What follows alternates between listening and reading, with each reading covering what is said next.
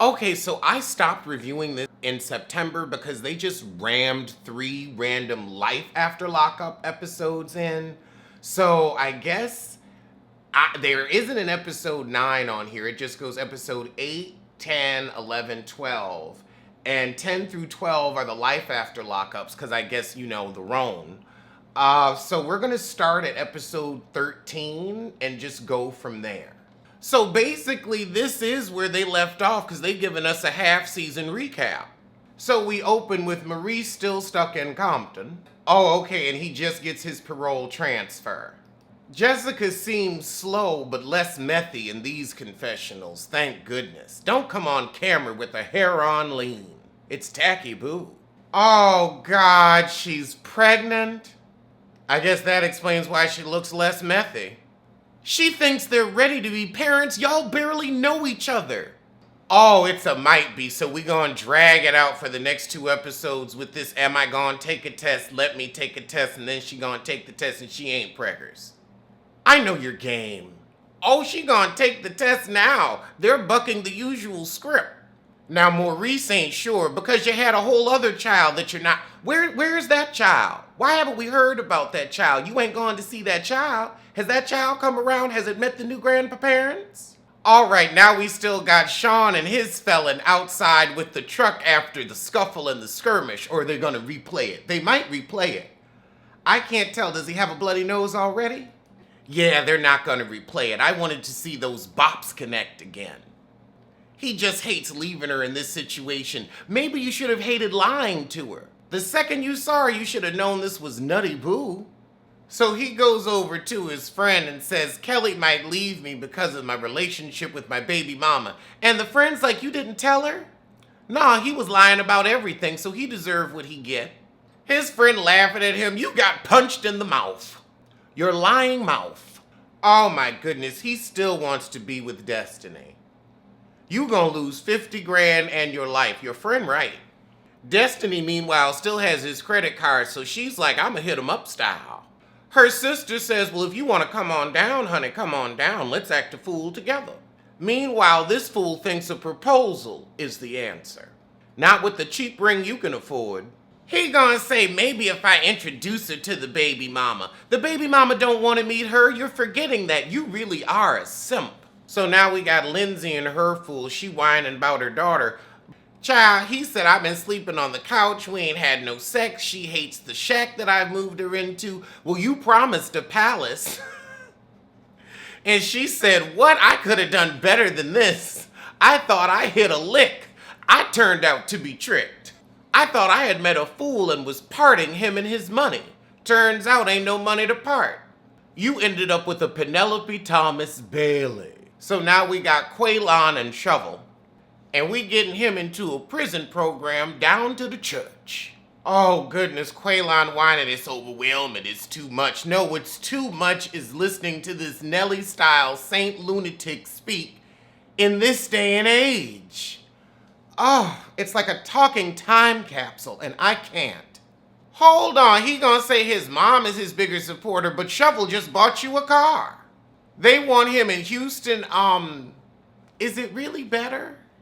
Low-key, that pastor, like, you better get on from Shovel. You know you ain't ready.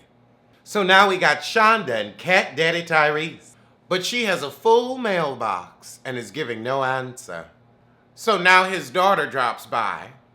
He ain't heard from this heifer for 2 months. You got. And she got ghost, got gone, got out of here. The daughter said, look, she was using you, daddy. At least she didn't use you up.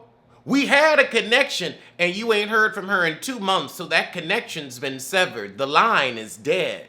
He said, I was only putting $5 to $10 on the books. Really? Well, that explains her disappearance. You was chump change and a ride home. And you are a chump. So it was chump change. Oh, goodness, she said my dad is embarrassed. But you should be embarrassed about those 40-foot eyelashes you got on. You thought, ooh, this is going to be my first time on television. And you got your hair, well, the front braids look okay, but this could get touched up a bit. It could have been fresher. But them eyelashes you put on, you really think you doing something. You look like a fool with fans on your lids. In OGT, it's too much for me.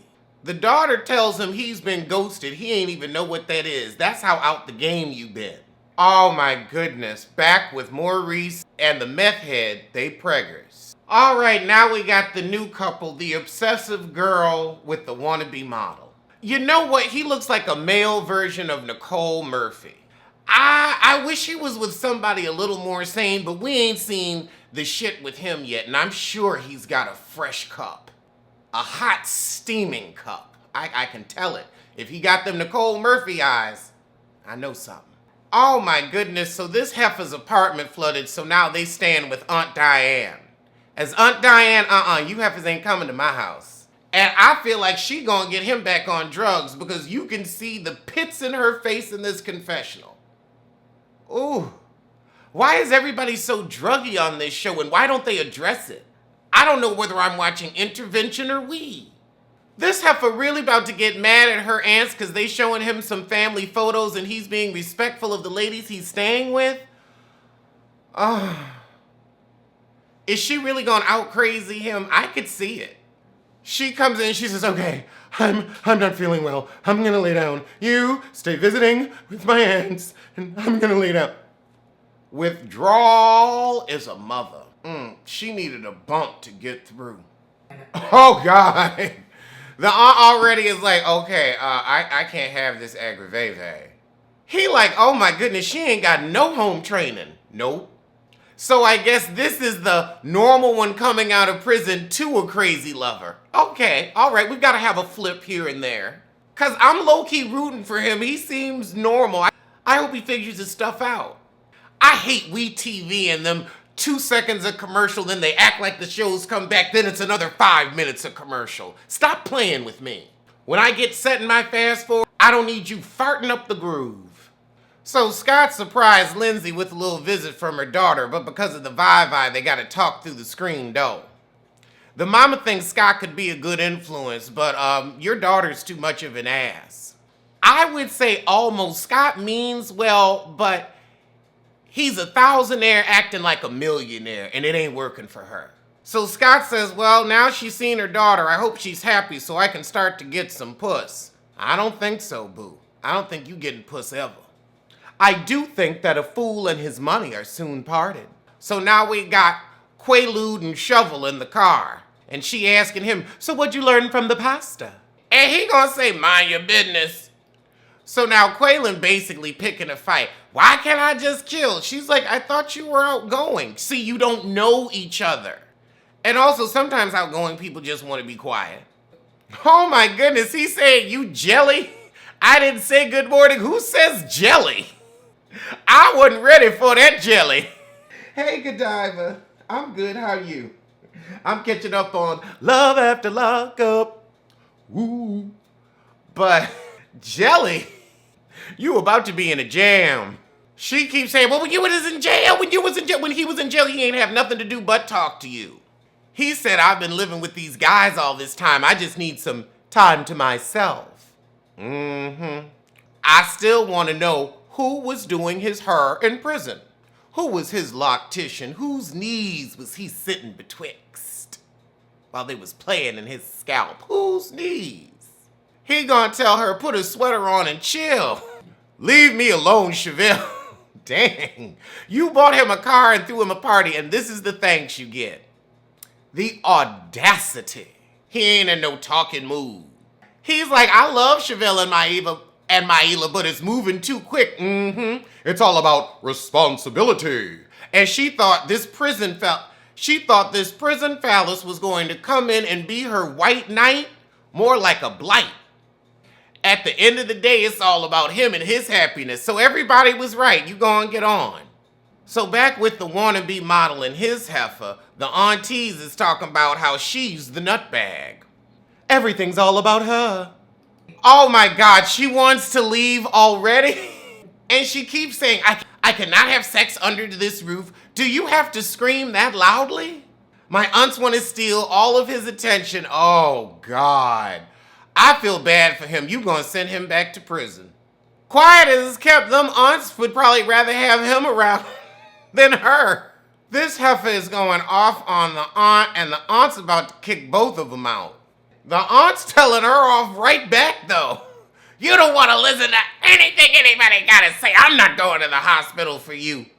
And she giving you that oxygen tank cuss out. So she storms off. I'm done. I'm done. And we gonna end it with Hair Lip Sean coming home to see that Destiny has flown the coop. And his destiny is to lose 50 grand that he didn't have. I mean, these are really stories of the stupid.